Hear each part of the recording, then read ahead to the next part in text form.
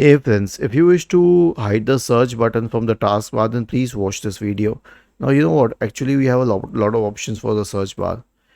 First of all, right click on the taskbar and select taskbar settings. After that, you'll find this option for search box here. All you need to do is click on this option and select hide and the search bar is hidden. So how would you search in that case?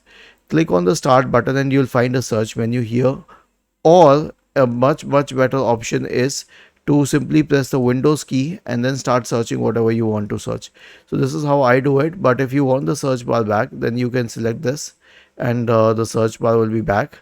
You can also keep the search icon and label only, and the final one is the search icon only, this magnifying glass kind of thing.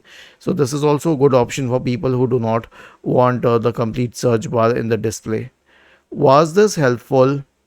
If yes, then please subscribe to the channel. If not, then let us know in the comment section of the video on how we could help you further. Thank you for watching this video and have a nice day.